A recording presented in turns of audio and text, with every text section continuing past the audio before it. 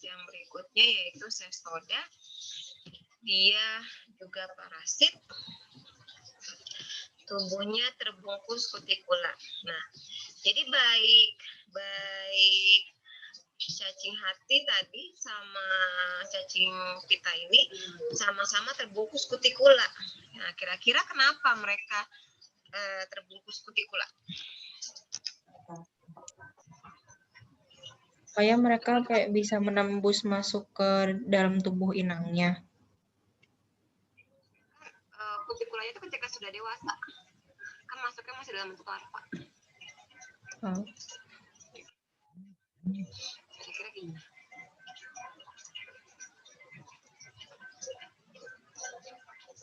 Ya, kalau yang kutikula itu kan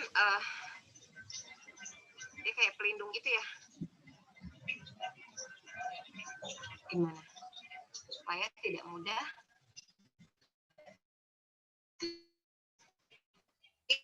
hancur, tidak mudah rusak. Ketika dia berat, kan kalau di tubuh kita atau di tubuh vertebrata gitu, pasti kan punya sistem imun, ya nggak? Pasti punya enzim-enzim yang bisa aja menghancurkan si cacing itu. Tapi dengan adanya kutikula, dia jadi lebih kuat, gitu ya. Oke, cestoda ini panjang banget ya. Jadi panjang banget tuh. Bisa bermeter-meter ya. Bahkan kalau orang yang terinfeksi tuh kadang untuk ngeluarinnya pun harus pakai operasi karena panjang banget. Gitu. Terus ciri khasnya kalau tadi cacing hati dia punya alat hisap saja di bagian mulut sama di bagian perut ventral. Kalau cacing pita selain punya alat hisap dia punya alat kait. Dan alat hisapnya lebih banyak. Kalau tadi cacing hati cuma 2, kamu bisa lihat di sini.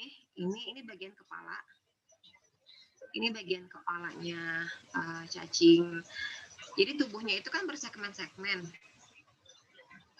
Nah, ini kan panjang terus bersegmen-segmen ya. Kalau ini kan nggak kelihatan nih segmennya. Tuh, panjang bersegmen-segmen. Bersegmen-segmen. Nanti di bagian kepalanya itu alat hisapnya ada di sini. Mengelilingi. Ada berapa?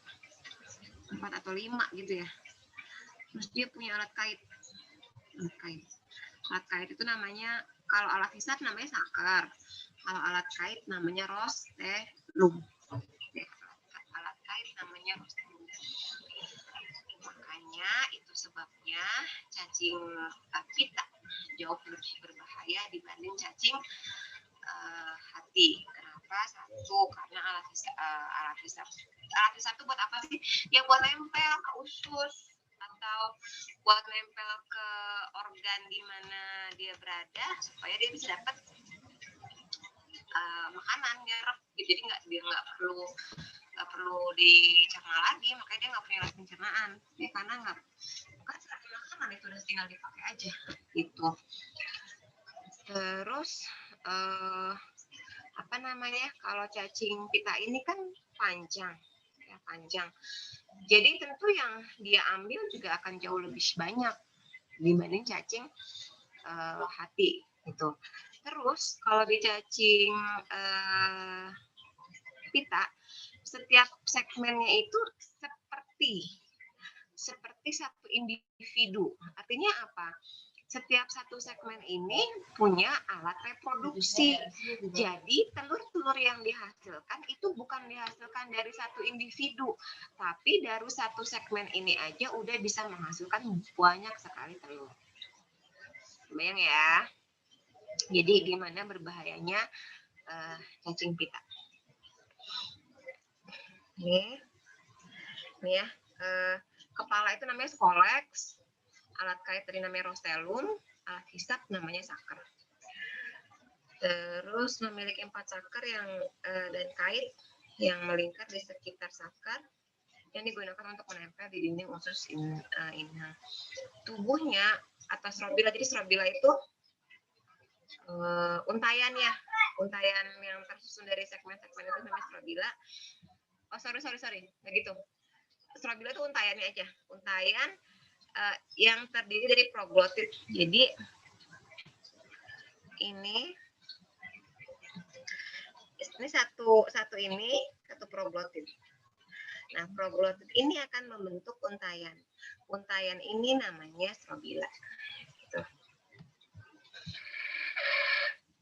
Ini ya, bisa sampai 1000 proglotit. Dan tadi satu proglotit itu Ibu bilang sudah seperti satu individu. Gitu. Ada pertanyaan sampai sini? Ibu mau tanya. Ya. Kalau tiap segmen dari strobila itu dipotong jadi proglotit itu nanti bisa tumbuh lagi nggak? Bukan punya reproduksi sendiri-sendiri.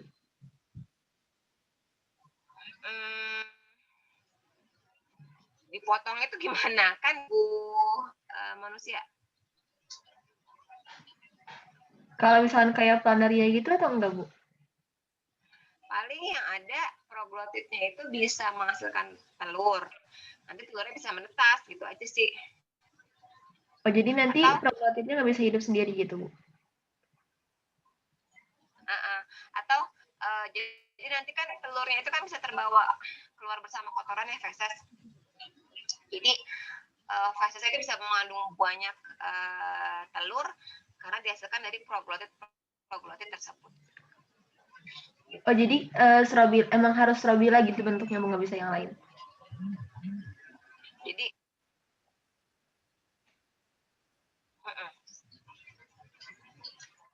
ya.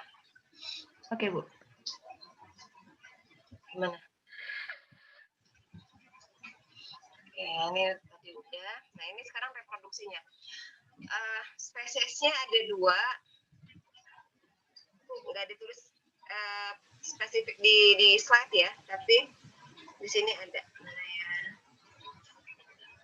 Oh, gini. Cuma ini ya, siklus hidup Taenia solium gitu ya. Jadi ada 2, ada Taenia solium, ada Taenia saginata. Ya, jadi dari genus Taenia. Kalau Taenia solium itu dia pada babi.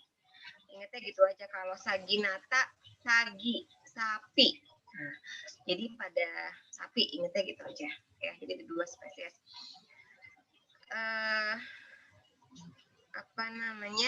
Cuma Bu, berarti cacing pita itu bahaya dong, nggak cuma ada di daging babi, daging sapi kan juga ada. Iya ada, cuma memang kan kebersihan sapi itu masih lebih baik dibanding babi, gitu kan ya, kebersihan. Sehingga resiko terinfeksinya juga lebih kecil dibanding babi, gitu ya. Oke, kita lihat telur hidupnya. Dari telur ya, telur yang keluar bersama kotoran ya. Telur yang keluar bersama kotoran itu kalau termakan oleh babi atau sapi, maka telur akan menetas menjadi larva yang namanya onkosfer. Ya, onkosfer nama larvanya. Oke. Larva onkosfer ini dia akan penetrate ya, akan menembus usus halus, terus intestinal wall and circulate to muskulatur otot ya, dia akan bersirkulasi ya menuju ke otot. Nanti di otot onkosfer ini, jadi nama larvanya cuma 2, onkosfer sama cysticercus ya. Onkosfer nama lainnya heksakan. Oke. Onkosfer nama lainnya heksakan.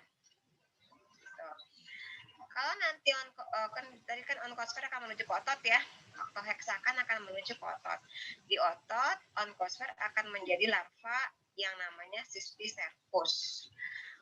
Otot itu apa sih? Daging. Ya, jadi makanya ada di daging babi si cysticercusnya ini gitu. Terus kalau termakan daging babinya mengandung cysticercus ini, maka dia akan menjadi cacing dewasa di tubuh manusia. Ya, jadi di inang perantaranya, jadi babi di sini sebagai apa? Sebagai inang perantara doang. Tidak akan menimbulkan efek buat babinya. Gitu. Fase infektifnya dalam bentuk apa? Dalam bentuk cysticercus. Jelas nggak sampai sini? Jadi baik Taenia solium maupun Taenia saginata daur hidupnya sama. Ada pertanyaan? Bu, Jadi kalau maksudnya infektif itu apa, Bu? apa? Maksudnya infektif itu apa? Mana? Infektif, Bu. Maksudnya apa? Fase infektif. Fase infektif. Itu fase ketika dia masuk ke inang tetap dan akan atau bisa berubah menjadi cacing dewasa. Fase infektifnya. Oh, jadi bukan fase pas dia bisa melakukan tugasnya sebagai cacing gitu? Iya, begitu juga, cuma kan fase terakhir untuk dia menjadi cacing dewasa ya. Tapi harus ketemu sama inang tetap kan? Oh, oke. Infeksi. Karena kalau misalkan yang kemakan Zoonosphere ya nggak akan jadi cacing gitu. Ya, jadi fase infektifnya dalam bentuk cysticercus. Kalau misalkan nggak kemakan, matinya gimana, Bu? Dalam berapa waktu? Kalau nggak kemakan, paling 3-4 hari udah mati. Cuma kan tadi telurnya kan banyak banget nih yang keluar bersama kotoran kan? Iya nggak? Pasti kan, karena kan satu proglotit aja bisa menghasilkan banyak telur. Jadi pasti telur di feses itu banyak banget, sehingga peluang untuk, ya kalau jumlahnya banyak tentu peluangnya juga kan semakin besar kan ya, peluang untuk berkembang dan termakannya. Ada lagi? Nggak ada. Jadi selesai untuk platyhelminthes ya. Platyhelminthes selesai. Masuk ke filum berikutnya, yaitu Nematelminthes. Platyhelminthes ini punya video apa lagi ya?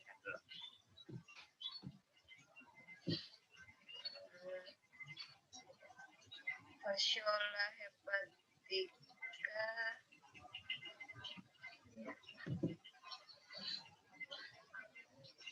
Vegetal.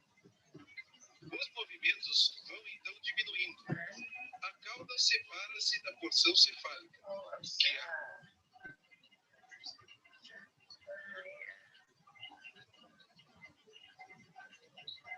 que é itu aja deh, kita langsung masuk ke cepatnya ke Nematelminthes. Dia bentuknya seperti benang dan agak bulat ya, makanya disebut cacing gilik. Nematelminthes cacing gilik. Dia bisa di mana-mana, di air tawar ada, di air laut ada, di tanah ada ya. Parasit baik itu di tanaman, di hewan maupun di manusia ya. Tidak bersegmen, karena yang bersegmen itu nanti annelida ya. Kemudian bentuknya panjang. Nah, ini sudah mulai punya anus nih. Kalau tadi kan platy belum. Kalau ini sudah punya mulut, punya esofagus, usus serta anus. Kan tadi kan platy punya usus bercabang 3 tadi kan, ya, tapi dia nggak punya anus kalau yang di Platyhelminthes. Pernapasannya masih sederhana, masih dengan difusi ya. Mulut terletak di bagian depan, di anterior, dan anus di bagian belakang atau di posterior. Oke. Oh iya, ini dia sudah triploblastik pseudocelomata ya, jadi selomnya itu rongga tubuhnya masih semu. Triploblastik pseudocelomata. Ukurannya macam-macam, mulai dari 1 cm sampai 1 meter ya, panjang banget, tapi jarang sih yang panjang banget ya. Kemudian karena tadi dia parasit, lihat nih, tubuhnya dilapisi oleh kutikula, seperti yang udah disampaikan tadi ya. Kemudian telurnya berkista. Kista kan juga sama sebagai pelindung. Jadi mulai dari telur sampai tubuhnya itu dia sudah punya lapisan pelindung. Gonokoris. Gonokoris itu apa ya? Berumah dua. Ya, berumah dua.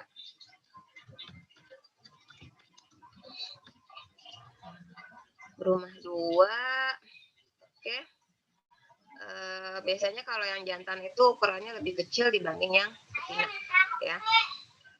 Ini nggak akan jelaskan nematoda sama nematoporanya, nggak akan ya. Jadi langsung masuk ke sini contohnya cacing perut.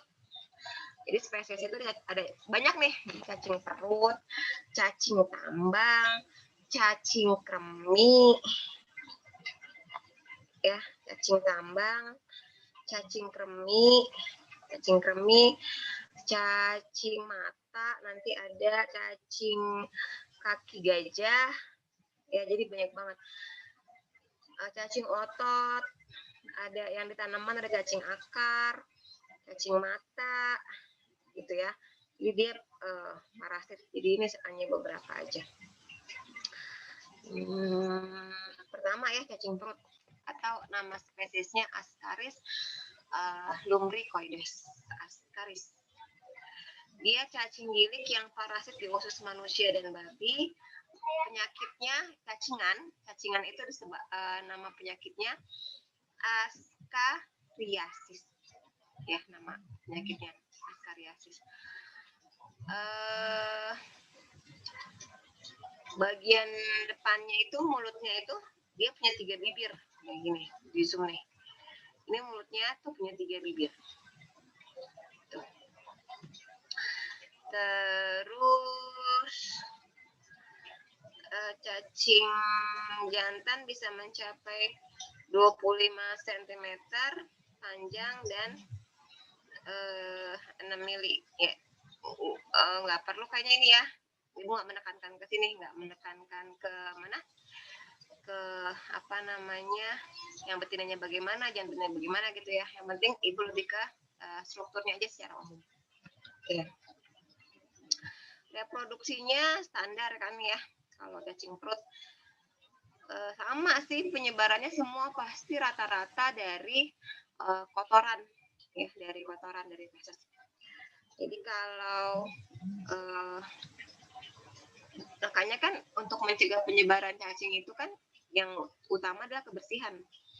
Entah itu kebersihan kita memakai alas kaki, ya nggak suka nyeker. Entah itu kebersihan kita ketika BAB. Karena kan mungkin kamu aneh gitu, emang masih ada ya Bu orang BAB sembarangan? Ya, kalau di pedalaman masih ada orang BAB itu di sungai, orang BAB itu ya intinya mereka nggak punya toilet lah gitu ya, jadi sembarangan. Dan itu kan memicu penyebaran gitu ya, memicu penyebaran.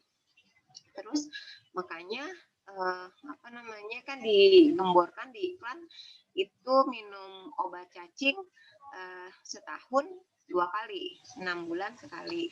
Walaupun misalkan emang Bu, kita kan nggak tahu Bu soal cacingan apa enggak, ya itu hanya antisipasi saja gitu.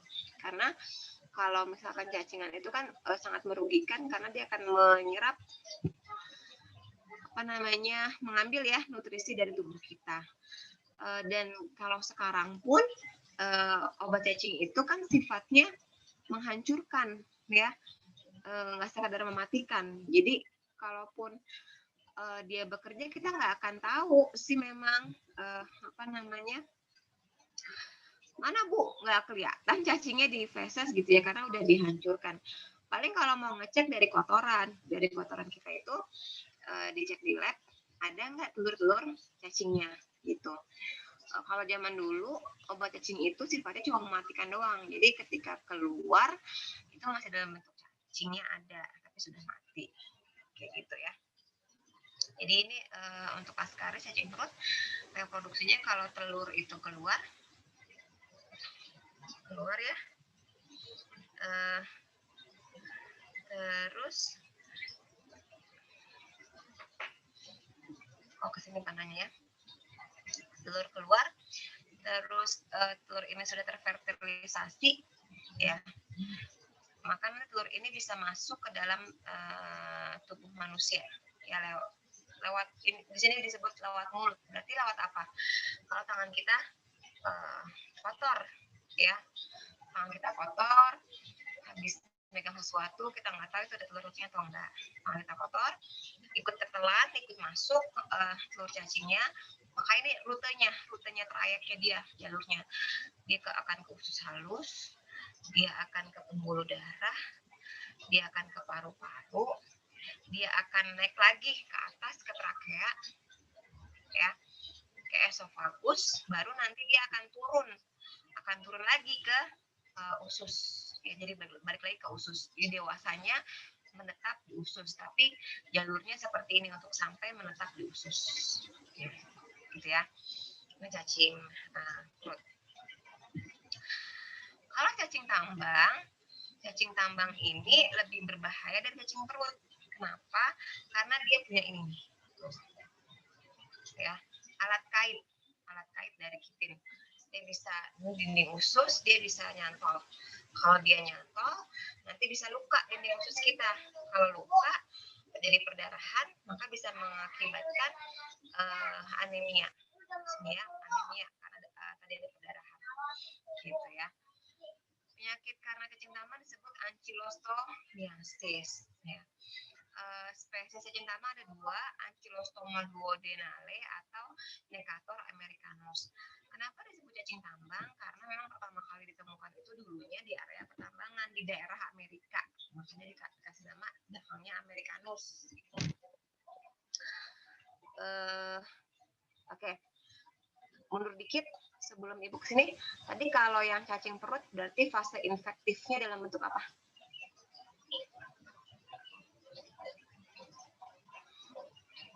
Fase infektifnya dalam bentuk apa tadi kalau cacing perut?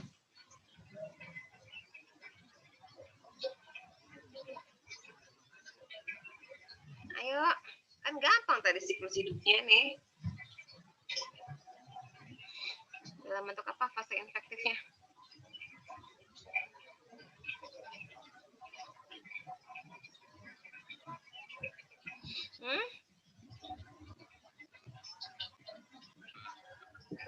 Apa?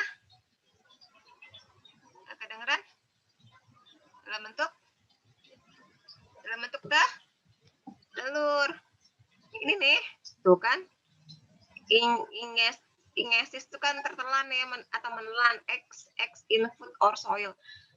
X dalam bentuk telur, ya. Sebentar.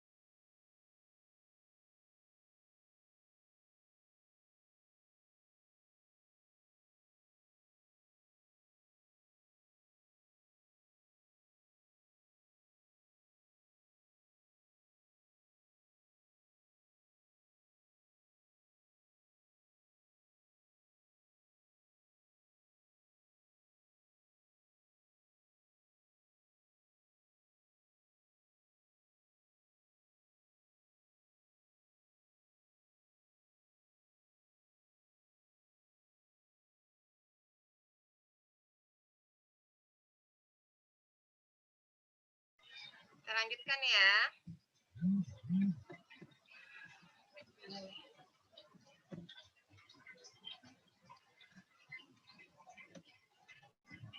Cacing tambang tadi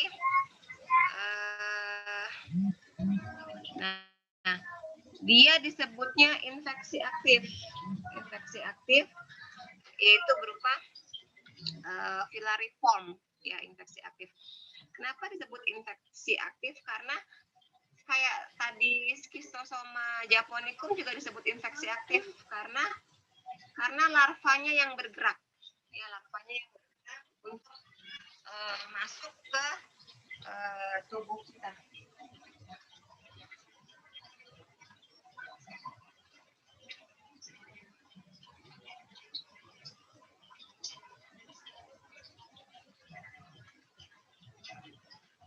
Ada nggak, ketemu nggak?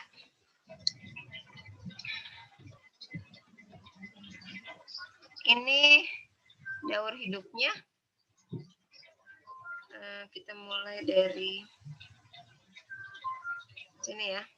Dari sini kalau telur keluar bersama kotoran, telur itu akan menetas menjadi larva yang namanya rhabditiform. Rhabditiform kemudian akan menetas menjadi larva filariform.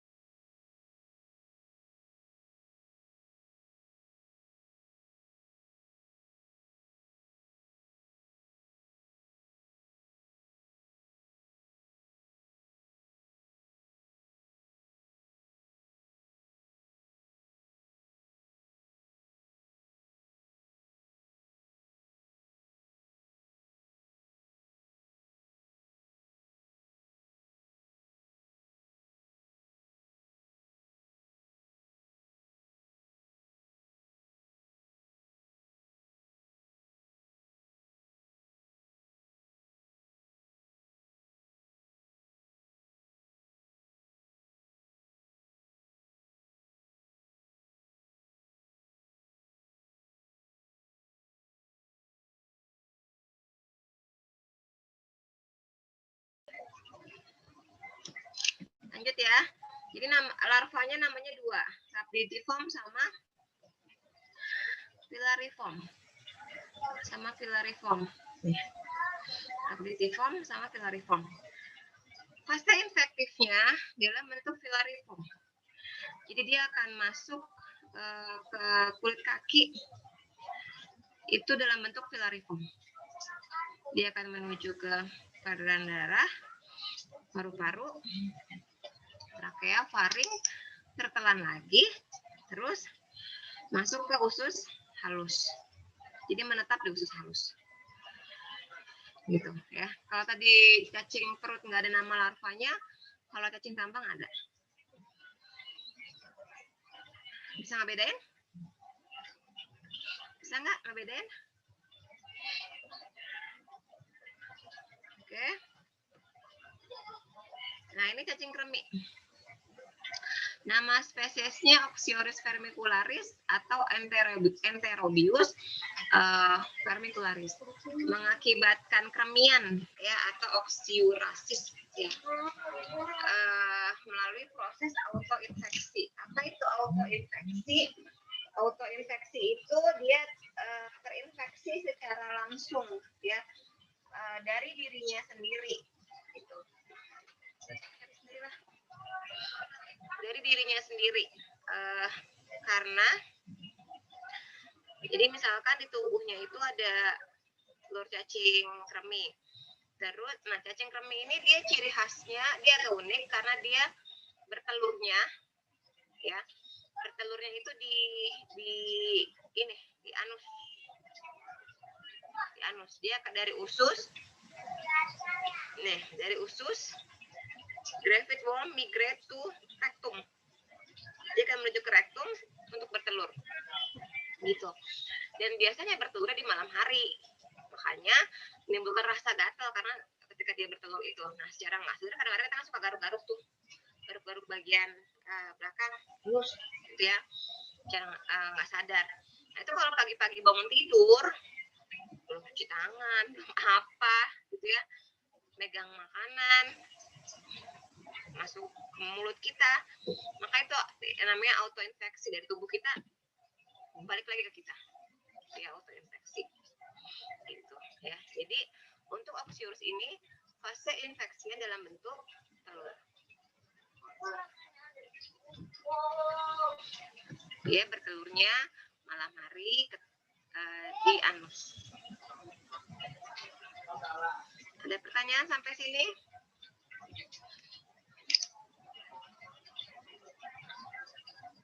Ada pertanyaan? Nggak ada? Kalau nggak ada, berikutnya filaria. Nah, jadi ibu nerangin siklus hidupnya cuma sampai Oxyurus aja. Untuk filaria, cacing filaria atau cacing kaki gajah, ibu cuma jelasin aja ya. Jadi nggak perlu sampai reproduksinya. Dia disebut cacing kaki gajah karena bisa mengakibatkan kaki kita bengkak.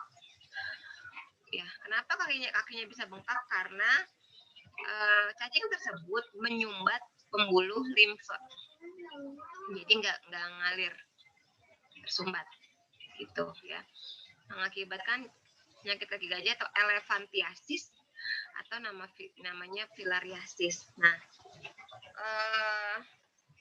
inang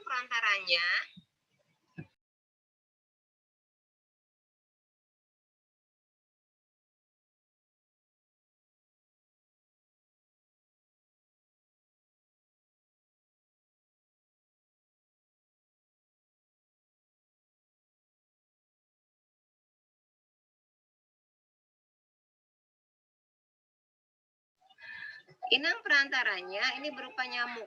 Jadi nyamuk itu sebenarnya menjadi banyak banget inang perantara bagi penyakit ya.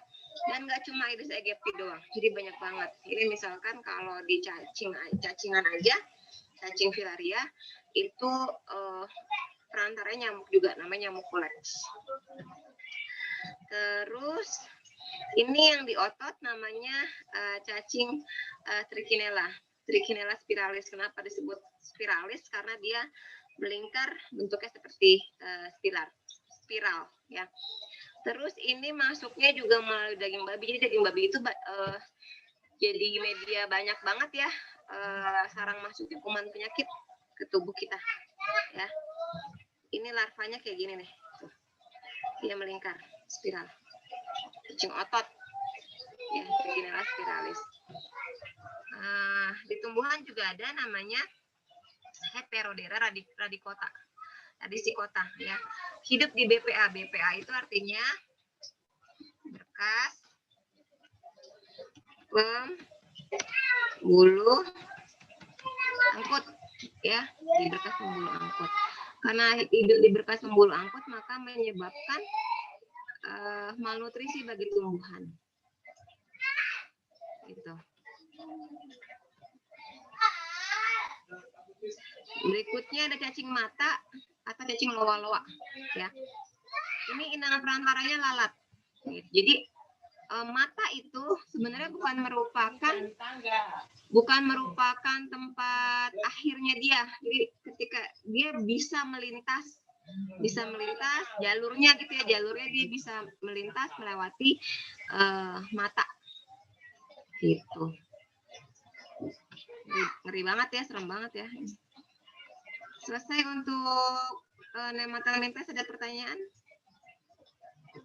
Bu, maaf Bu, tadi saya kelewatan BPA itu apa Bu? Berkas pembuluh angkut. Ya, terima kasih. Ada lagi?